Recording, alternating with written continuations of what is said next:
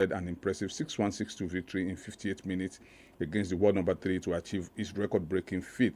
Sinner has won the opening 3 ATP 1000 events of the season in India, Wales, Miami and Monte Carlo, and also triumph in Paris. Sinner surpassed the mark of Novak Djokovic, who won 4 consecutive events on 3 occasions, and Spaniard Rafael Nadal, who triumphed in 4 straight tournaments in 2013. Djokovic also lifted 5 trophies in a row on 2 occasions between India Wells and the Canadian Open in 2011, and from the 2014 Paris Masters to the 2015 Rome Masters, but did not play in Monte Carlo and Madrid respectively in the midst of these runs.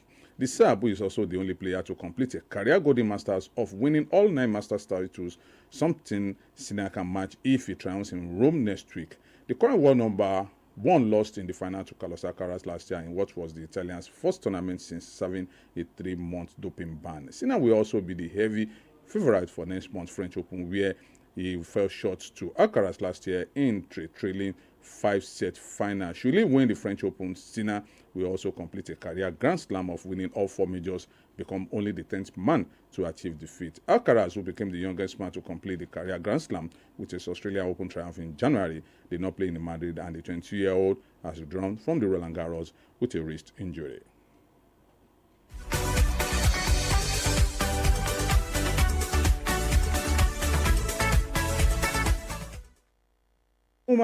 The Oklahoma City Thunder proved too strong for the Los Angeles Lakers to take a 1-0 lead in the NBA Conference semifinals.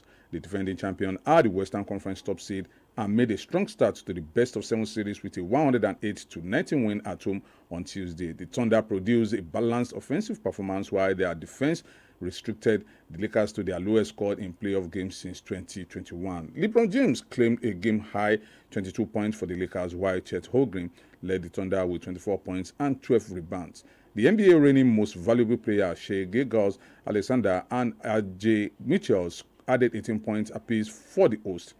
LA guard Luka Doncic remained out with a hamstring injury and could also miss Game 2 on Thursday. The Detroit Pistons drew first blood in their series with the Cleveland Cavaliers, holding off a late rally to claim a 111-101 home win. Cade Cunningham scored 23 points for the Eastern Conference top seed, Detroit with Toby Harris adding 20. Donovan Mitchell led the Cavs with 23 points, while James Harden added 22 points but had 7 turnovers.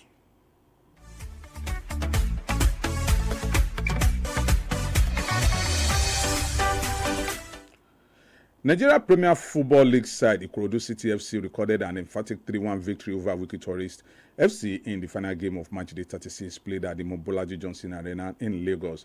Ikorodu City made a bright start to the encounter and took the lead as early as the 4th minute through Farouk Salami. The hosts doubled their advantage in the 18th minute when Abayomi Ayodeji found the back of the net to put Wiki Tourist under pressure.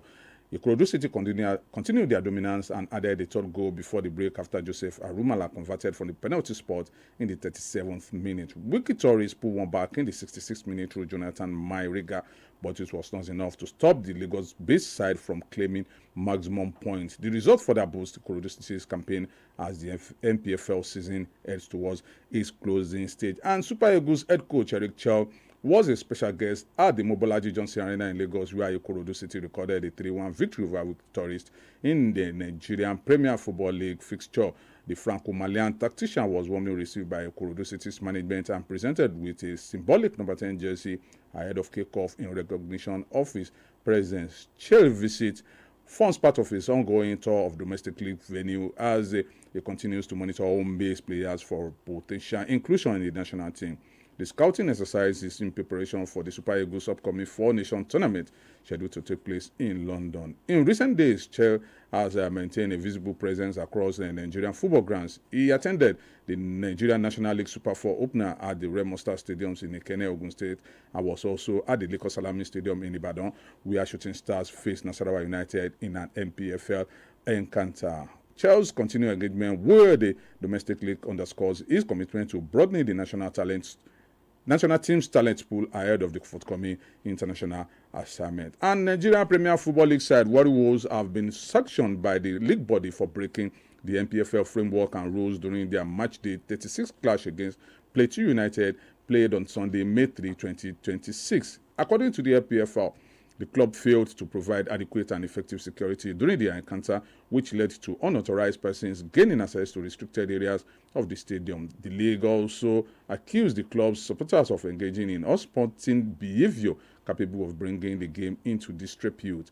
In addition, the supporters were found guilty of gross misconduct towards match officials, an incident which reportedly caused a 10-minute delay during the game. As part of the sanctions, Warri Wolves were fined 2 million naira for failing to provide adequate security. The club was also handed a 1 million naira fine for the unsportive behavior of its supporters, while an additional 3 million naira fine was imposed for misconduct directed at match officials. Furthermore, the NPFL ordered Warri Wolves to play their remaining home matches behind closed doors. The league body also directed the club to identify, apprehend, and prosecute those responsible for the incident and submit evidence of such actions to the NPFL. Warri Wolves have been given 48 hours from the date of notice to appeal the sanction.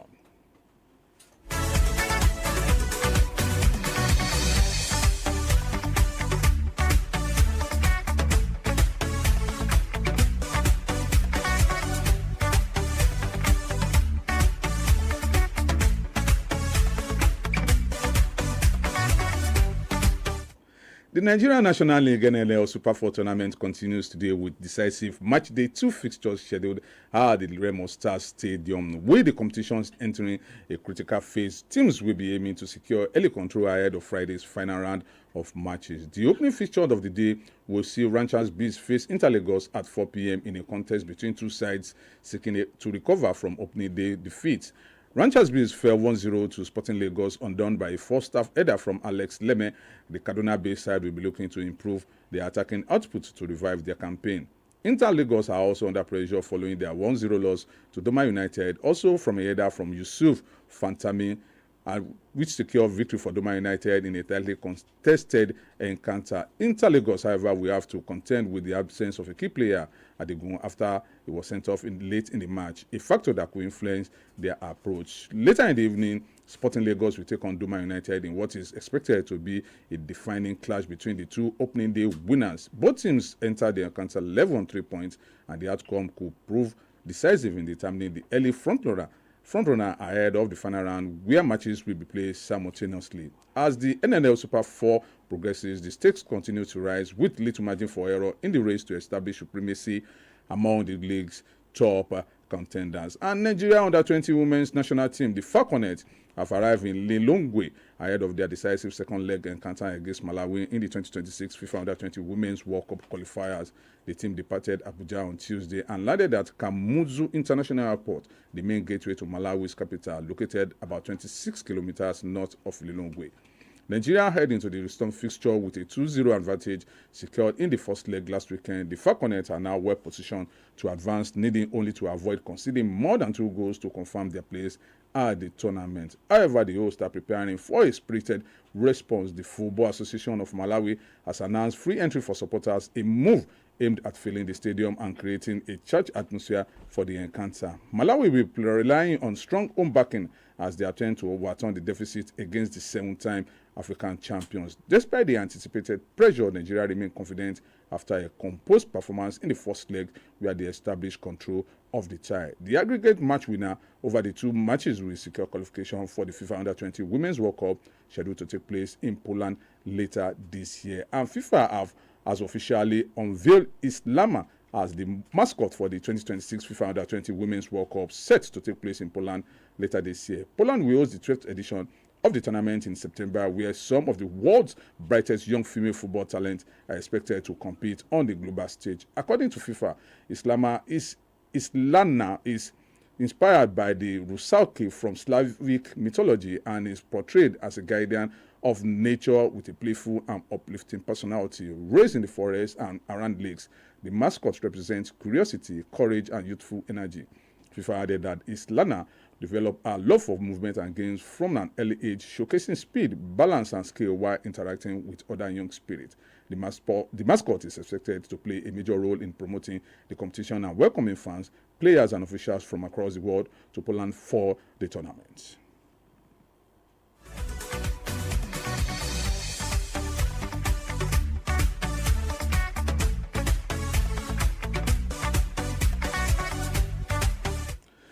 Arsenal reached their first Champions League final for 20 years as Bukayo Saka goal was enough to help the Gunners overcome Atletico Madrid 2-1 on aggregate. Mikel Arteta's side went out in the semi-finals to eventual winners Paris Saint-Germain last season, but Saka's goal ensured there was no repeat of that exit at the same stage, and a Champions League and Premier League double remains a possibility. They will play either Bayern Munich or PSG in the showpiece on 30th May in Budapest for the chance to win the trophy for the first time, while Bayern Munich and PSG will play the second leg of the semi-final with a goal standing at 5-4 aggregate 5-4 in favor of PSG. The match is expected to start at 8 p.m.